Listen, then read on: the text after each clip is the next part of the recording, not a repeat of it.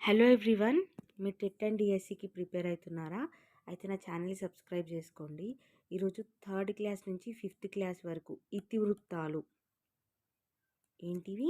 ఇతివృత్తాలు. Third class నుంచి fifth class ఇతివృత్తాలు చూద్దాం. వానదేవుడ అంటే వాన, పర్యావరణం. బాలభీముడు అంటే ఇతిహాసం. అమ్మ అనగానే మనకేం గుర్తుకొస్తుంది? విలువలు, సంస్కృతి. మన పండుగలంటే మన సంస్కృతి గుర్తుకొస్తుంది. కాకుల లెక్క అంటే హాస్యం. లేగదూడ, భూతదయ. ఇది ఎలా గుర్తుపెట్టుకోవాలంటే దూడ అనేది జంతువుల మీద మనకి ఎప్పుడైనా దయ ఉండాలి. అందుకే లేగదూడ అంటే భూతదయ. నీటి అందాలు, దర్శనీయ స్థలం. మతిమరుపు ఈగ అంటే హాస్యం. మర్చిపోతున్నారనుకోండి, వాళ్ళని చూసి మనం ఏం చేస్తాం? నవ్వుతూ ఉంటాం కదా, హాస్యం. ఏమేమి చూడాలి? ప్రకృతిని చూడాలి. ఏమేమి చూడాలి అంటే ప్రకృతిని చూడాలి అని గుర్తుపెట్టుకోండి. ప్రకృతి అంటే ప్రకృతి పరిశీలన. వేమన శతకం అంటే విలువలు. ఇక్కడ వేమన శతకాలు, సుమతి శతకాలు కానీ వచ్చినాయంటే అక్కడ విలువలు, నైతిక విలువలు ఇతివృత్తం వస్తుంది. నీతి పద్యాలు వచ్చినా కూడా నైతిక విలువలనే వస్తుంది ఇతివృత్తం. తెలంగాణ రాష్ట్ర చిహ్నాలు అంటే మన తెలంగాణ అంటే మన సంస్కృతి గుర్తుకు రావాలి. తోట తల్లి అంటే పర్యావరణం. తోట తల్లి అంటేనే పర్యావరణం. మహాత్ముడు అంటే మన గాంధీజీ. గాంధీజీ అనగానే మనకి స్ఫూర్తి అని గుర్తుకు రావాలి. చెట్టు కోరిక అంటే సృజనాత్మకత.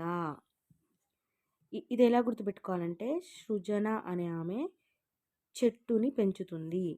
సృజన అనేట ఆమె చెట్లని పెంచుతుంది. ఇప్పుడు ఫోర్త్ క్లాస్లోని పాఠ్యాంశాల ఇతివృత్తాలు చూద్దాం. తెలంగాణ వైభవం ఇతివృత్తం వచ్చేసి తెలంగాణ గొప్పదనం. పరమానందే శిష్యులు అంటేనే హాస్యం. వినాయక చవితి అంటే సంస్కృతి. వినాయక చవితి అనగానే మనకి సంస్కృతి అని గుర్తుపెట్టుకోవాలి. అలాగే థర్డ్ క్లాస్లో కూడా చూడండి, మన పండుగలు అంటే ఇతివృత్తం సంస్కృతి. ఇక్కడ వినాయక చవితికి కూడా సంస్కృతియే. బోనాల పండుగ యొక్క ఇతివృత్తం ఏంటిదన్నా కూడా సంస్కృతియే. మన పండుగలు వచ్చినాయంటే దాని ఇతివృత్తం సంస్కృతి. దేశమును ప్రేమించుమన్నా ఈడనే ఉంది. దేశం, దేశభక్తి. చిన్నారి కళ. చిన్నారికి కళ పడింది. ఏమని పడింది? పర్యావరణాన్ని పరిరక్షించాలని పడింది.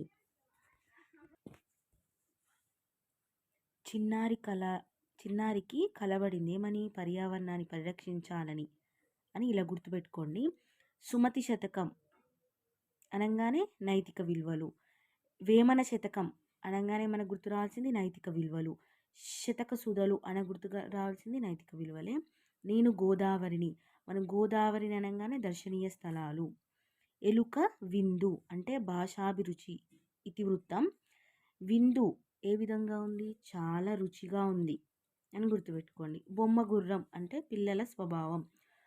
బొమ్మ గుర్రంతో ఎక్కువగా ఎవరు ఆడతారు? చిన్నపిల్లలు. పిల్లల స్వభావం. మాటల ప్రయాణం అంటే సామాజిక స్పృహ. మాటలు, దీన్ని ఎలా గుర్తుపెట్టుకోవాలంటే మాటలు సమాజంలో జాగ్రత్తగా మాట్లాడాలి. అందుకనే మాటలు అనగానే సామాజిక స్పృహ అని గుర్తుపెట్టుకో. ఇప్పుడు ఫిఫ్త్ క్లాస్ యొక్క ఇతివృత్తాలు చూద్దాం. మన జెండా అంటే దేశభక్తి. యాదగిరి గుట్ట అంటే మనం దర్శించుకోవాలి యాదగిరి గుట్టని, కాబట్టి దర్శనీయ స్థలం. సాలార్జంగ్ మ్యూజియం అన్న కూడా దర్శనీయ స్థలం. నీడ ఖరీదు అంటే హాస్యం. నీడకు ఖరీదు, దీన్ని ఎలా గుర్తుపెట్టుకోవాలంటే నీడకు ఖరీదేంది? ఇది హాస్యం అని అలా గుర్తుపెట్టుకోవాలి. నీతి పద్యాలు, నైతిక విలువలు. నేను చెప్పాను కదా థర్డ్ క్లాస్ ఫోర్త్ క్లాస్లో కూడా వచ్చింది. సుమతి శతకాలు దగ్గర నైతిక విలువలే, వేమన శతకం దగ్గర కూడా నైతిక విలువలే. మనసుంటే మార్గం ఉంటుంది.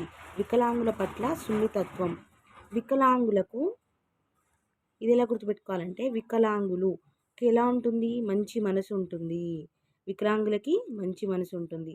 చిట్యాల ఐలమ్మ అంటేనే స్ఫూర్తి. వృధా చెయ్యడం, పర్యావరణ స్పృహ. గోపి డప్పుతోటి ఎవరు ఆడతారు? పిల్లలు ఆడతారు అని అలా గుర్తుపెట్టుకోండి. చింత చెట్టు అంటేనే పర్యావరణం. ఇవి థర్డ్ క్లాస్ నుంచి ఫిఫ్త్ క్లాస్ ఇతివృత్తాలు. ఈ వీడియోని 1కి 2 సార్లు చూడండి. నేను లాస్ట్లో ఒక క్వశ్చన్ వేస్తా, దానికి ఆన్సర్ కామెంట్ చేయండి. మీ ఫ్రెండ్స్ ఎవరైనా టెట్ అండ్ డిఎస్సికి ప్రిపేర్ అయితే ఈ వీడియోని షేర్ చేయండి. సబ్స్క్రైబ్ చేసుకోండి నా ఛానల్ని. నీతి పద్యాలు పాఠం యొక్క ఇతివృత్తం.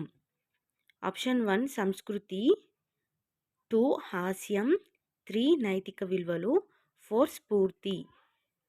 ఆన్సర్ కమెంట్ చేయండి.